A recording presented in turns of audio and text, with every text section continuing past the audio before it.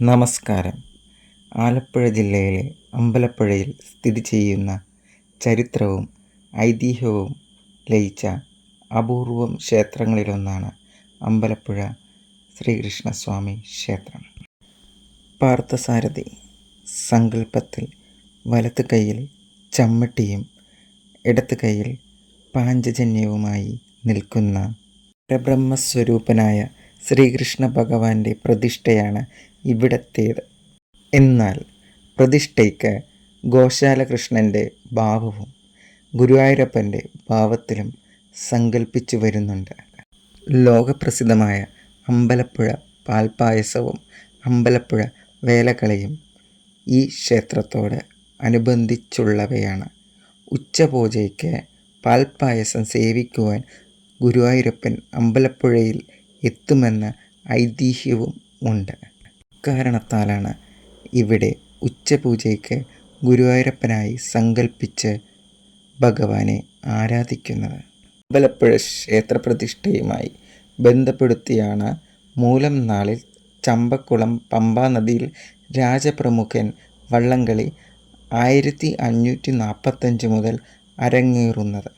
ഉപദേവതകളായി ശിവൻ, ഗണപതി, അയ്യപ്പൻ, ഭദ്രകാളി, നാഗദൈവങ്ങൾ എന്നിവർക്കും പ്രതിഷ്ഠകളുണ്ട്. മീനമാസത്തിൽ തിരുവോണം ആറാട്ടായി 10 ദിവസം ഉത്സവം ക്ഷേത്രത്തിലുണ്ട്. ഇവയിൽ 9-ാം ദിവസമാണ് ഏറ്റവും വിശേഷം. കൂടാതെ അഷ്ടമി, രോഹിണി, വിഷു എന്നിവയും വിശേഷമാണ്. ഈ ക്ഷേത്രത്തെ പറ്റിയുള്ള ഒരു ഐതിഹ്യപ്രകാരം വില്വമംഗലത്ത് സ്വാമിയാരാണ് ക്ഷേത്രത്തിനു സ്ഥാനം നിശ്ചയിച്ചത്. ചെമ്പകശ്ശേരി രാജാവ് ഒരു ദിവസം സ്വാമിയാരുമൊത്ത് വള്ളത്തിൽ യാത്ര ചെയ്യുകയായിരുന്നു. ആ സമയം കർണാനന്ദകരമായ ഓടക്കുഴൽ ഗാനം കേട്ട് രാജാവ് ചുറ്റുപാടും നോക്കി. എന്നാൽ ആ പ്രദേശത്തെങ്ങും ആരും ഉണ്ടായിരുന്നില്ല. ശ്രീകൃഷ്ണൻ്റെ ഓടക്കുഴൽ ഗാനമാണ് കേട്ടതെന്നും അവിടെ ഒരു ക്ഷേത്രം പണിയണമെന്നും സ്വാമിയാർ രാജാവിനെ അറിയിച്ചു.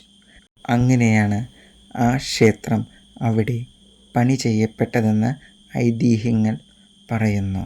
അമ്പലപ്പുഴയിൽ പ്രസിദ്ധമായ ഐതിഹ്യമാണ് നാറാണത്ത് ഭ്രാന്തൻ നടത്തിയ പ്രതിഷ്ഠ.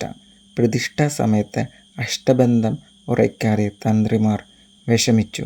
അപ്പോൾ ആ വഴി വന്ന നാറാണത്ത് ഭ്രാന്തനോട് അപേക്ഷിച്ചതനുസരിച്ച് അദ്ദേഹം കയ്യിലിരുന്ന മീൻ ശ്രീകോവിലിന് പുറത്ത് വെച്ചെന്നും വായിലെ മുറുക്കാൻ തുപ്പി വിഗ്രഹം ഉറപ്പിച്ചെന്നും വിശ്വസിക്കുന്നു. താമ്പൂലം ഒഴുക്കി വിഗ്രഹപ്രതിഷ്ഠ നടത്തിയതുകൊണ്ട് താമ്പൂലപ്പുഴയെന്നും പിന്നീട് അമ്പലപ്പുഴയെന്നും പേര് വന്നെന്നും പറയപ്പെടുന്നു. എന്നാൽ ഈ ഐതിഹ്യത്തിന് ചരിത്രപരമായ അടിത്തറയില്ല. തന്ത്രിമാരെ പറ്റിയും ഒരു ഐതിഹ്യം നിലവിലുണ്ട്. തുടക്കത്തിൽ കടികക്കോൽ മനയിലെ തിരുമേനി മാത്രമാണ് ഉണ്ടായിരുന്നത്.